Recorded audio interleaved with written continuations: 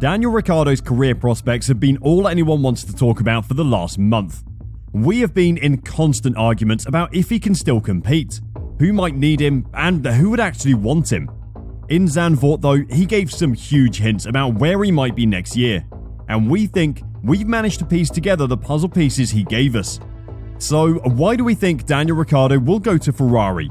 You'll just have to stick around to find out. Just in case you've had your head in the sand for the last month, or you're a Ferrari fan that's been avoiding F1 for obvious reasons, let us fill you in on the whole Daniel Ricciardo situation. Daniel Ricciardo has been ousted by McLaren after the British F1 team terminated his contract. Ricciardo, an 8-time Grand Prix winner, had a deal until the end of 2023 and insisted just last month that he is committed to McLaren until the end of the year. They weren't so keen to wait that long though to get rid of the struggling Australian. Ricciardo will leave McLaren at the end of this campaign and is to be replaced by the highly rated 21-year-old Oscar Piastri. I won't remind you of what happened with that whole garbage fire of a falling out, but for McLaren, Piastri was apparently too good an opportunity to pass up on. Ricciardo released a statement saying, "It's been a privilege to be a part of the McLaren racing family for the last 2 seasons, but following several months of discussions with Zak Brown and Andreas Seidel, we have decided to terminate my contract with the team early and agreed to mutually part ways at the end of this season.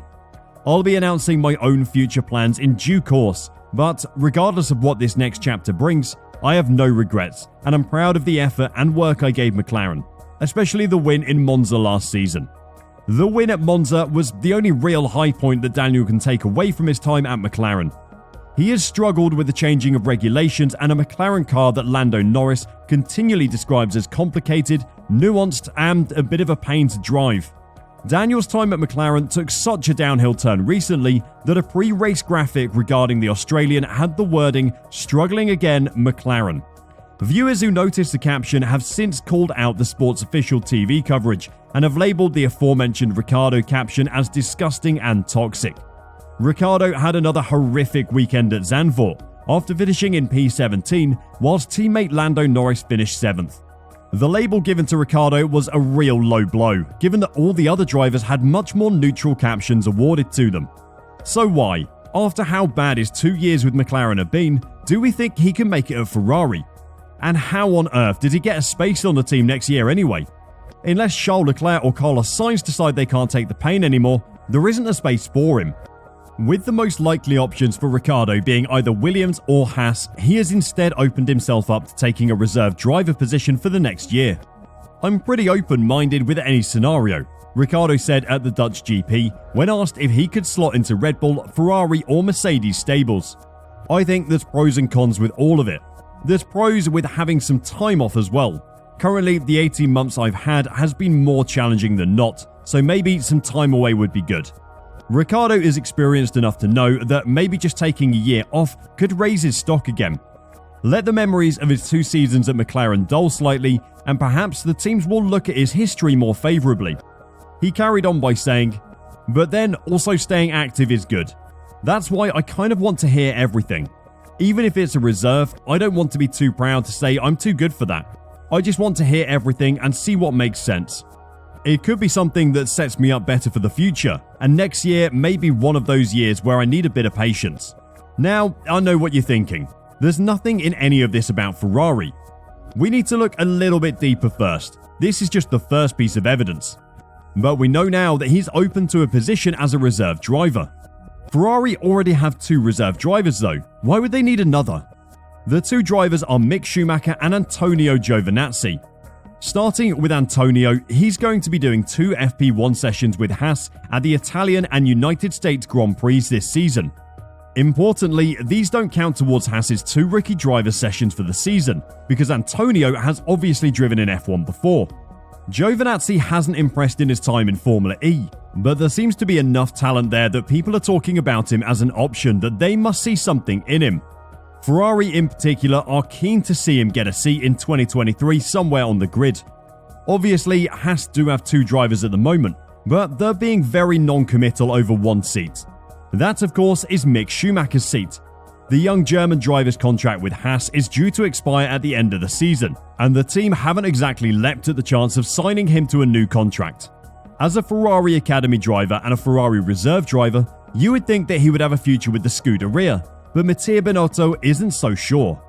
In the past 2 seasons, Schumacher could count on Ferrari's support, but German newspaper Bild claims Ferrari's team boss is no longer enamored with the 23-year-old.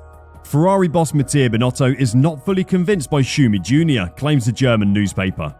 So with Antonio potentially taking Mick's seat at Haas next season, and Mick apparently not wanted by Ferrari or Haas in 2023, Ferrari would find themselves without a reserve driver. In steps Daniel Ricciardo. The job of a reserve driver isn't just to sit at home on race weekends and be available if needed. They're also involved in car development, driving for countless hours in the simulators to produce data and give feedback to the teams. With the experience Daniel has, he could be a huge asset to Ferrari in this role. Speaking to the media at Zandvoort, Ricciardo appeared to be open to longer-term deals. "I still definitely have the ability to love a project," he said. "But of course, if there's a longer project, and this one where you're going to win tomorrow, of course I'm going to go for the quick wins. They are things I will definitely give some thought to. I don't also want to be stubborn or short-sighted and be like, no, I'm not interested in that. I'll give everything its respected thought." You can't deny that Ferrari is a project at the moment.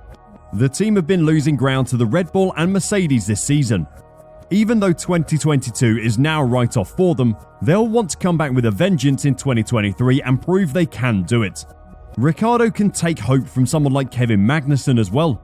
The driver dropped out of Formula 1 in 2021 when Haas was desperate for money and needed new talent to get new sponsors on board. That obviously didn't work out for the team, and K-Mag got the call to come back just a year later. Daniel could pull off the same move, sign up as a Ferrari reserve driver for the year to keep himself in the game, but then spend some time racing another series for a year, maybe drive at Le Mans or get a NASCAR seat for a few races. There would be plenty of teams out there for him. Then come back in 2023, refreshed, happy and ready to fight with the best again. There is more proof that this is the next step in Daniel Ricciardo's career. He was recorded at the Dutch Grand Prix talking to fellow F1 veteran Sergio Perez about his future. You can clearly hear Daniel say in the clip that he's going to take a year off and then come back in 2024. Where he might end up then is anyone's guess, but in the short term, a role as Ferrari reserve definitely looks like a possibility. Former F1 driver Paul Di Resta told Sky Sports that he thought that a year out might be the best thing for Daniel as well. "I hope it's a dip in form, but it would take a few things to fall in place for Daniel to remain in Formula 1. He may have to take a year out. Daniel's too good to sit on the sidelines, but at the same time, the performance at the moment, it's just not working. I can't understand how he can't turn it around." So what do you think? Have we convinced you that Daniel Ricciardo is going to be with Ferrari next year? Or will he replace Latifi at Williams, or maybe Schumacher at Haas? If you have a better argument than us for where he might go, then let us know down below. If you want to know more about what's going on in Formula 1, then click the link showing on your screen, and we'll see you there.